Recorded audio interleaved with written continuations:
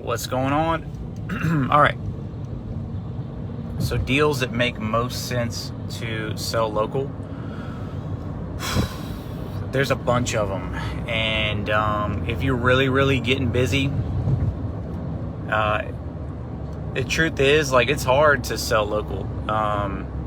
And people advise against it. There's certain things that make me sell local. And when I'm busy, I had to figure out how to make it happen without it making me even busier. But let's say you got a phone that has a little nick on the screen.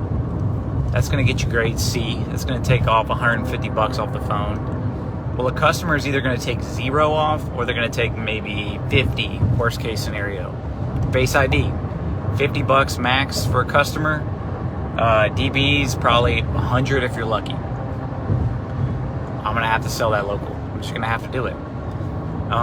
If you're talking $50 profit on something extra that you spent $200 on, that's a 25% increase. That's, most people are trying to get 25% like every 3 years on their money, So 25% same day with no extra effort other than taking a picture of it and listing it local is something I'm willing to do. So you have to gauge how much time you have and what you're willing to actually put in that's extra that can divide your time. But so tiny nicks on screens, Face IDs, sometimes crackbacks.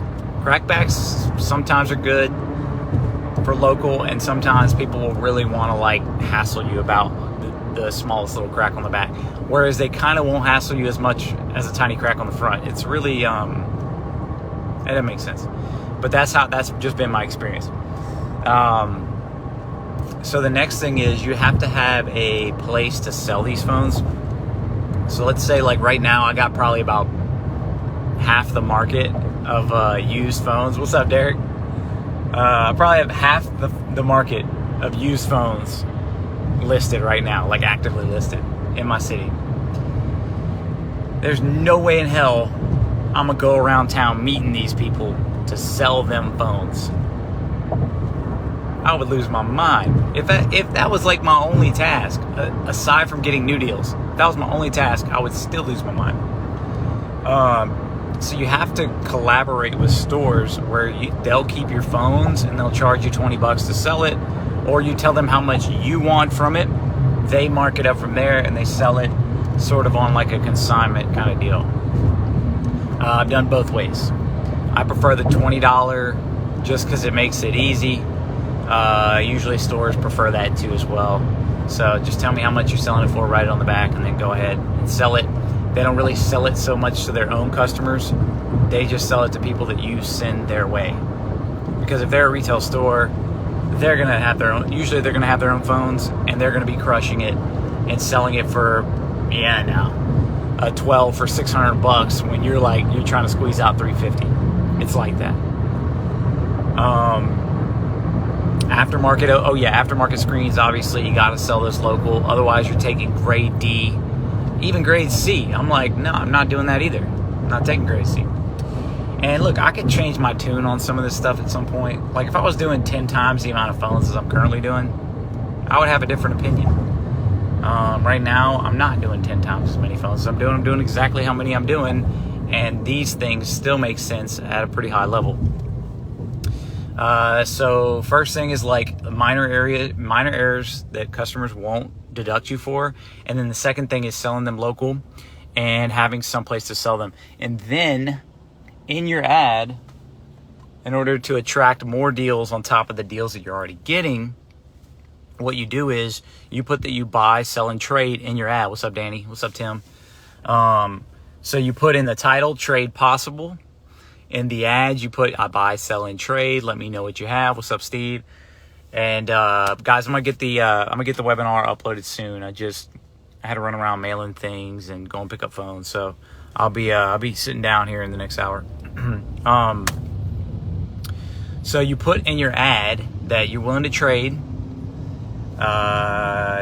And what happens is people will want to trade you their new iPhone 13 Pro Max that they spent too much on for a 12 Pro Max, 11 Pro Max, something like that. And you'll basically get them a trade plus cash, and you'll crush it on both sides. You'll get the price that you're asking, and then you'll offer plus cash, which equals the net amount of what you want to get. I'll give you an example. 11 Pro Max locally, let's say $400. I want to get $400 for it. Guy hits me up with a 13 Pro Max, 256 gig, unlocked, and I know I want to pay him, let's say $700 for that. So I say, hey, it'll be trade plus 300. So I cash out my 400, meaning I sold my 11 Pro Max for 400. I get him his 300, and then I still got a couple of hundred on the back end as far as the unlocked 13 Pro Max price. So I made 190, and then let's say on the front end I had a 11 Pro Max that I paid 300 for. So then I made 100. So I'm making 290. I'm never gonna make 290 on an 11 Pro Max that I bought for $300. Even buying it for $200, I'm still not gonna make 290. I'm still gonna make maybe 180, 200. You get what I'm saying? This stuff works. It increases your deal flow, especially if your deal flow is low. If your deal flow is high, you have to figure out how to not to overwork yourself. And you can see it in my eyes. I'm overworked right now. Too much work. Wife is pissed at me. I gotta resist getting pissed back because I'm out here crushing it, and I'm helping you guys, and I'm trying to buy land for our family.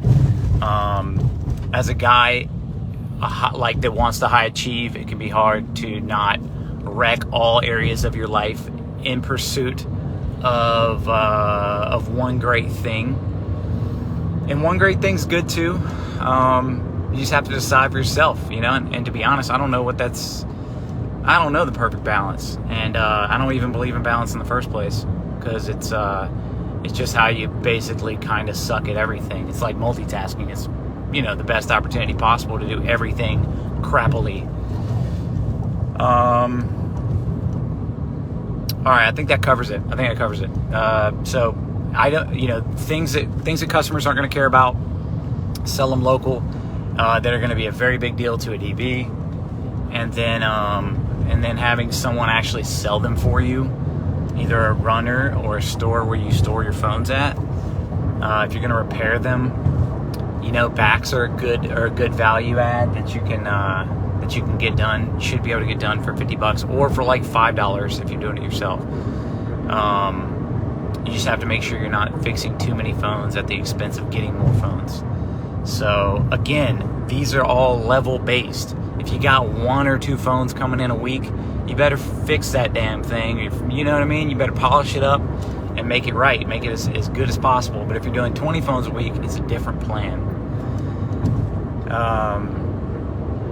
So the how to increase your deals part of this deal is putting in your ads locally that you buy, sell, and trade. So you want to trade and get a second flip from it, or you want to trade them for something else that's awesome. I've had people trade me game systems and laptops and things like that I actually needed for myself.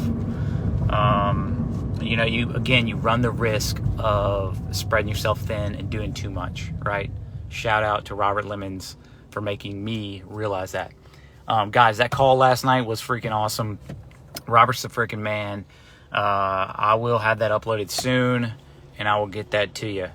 Peace out. Hit me up, Steve.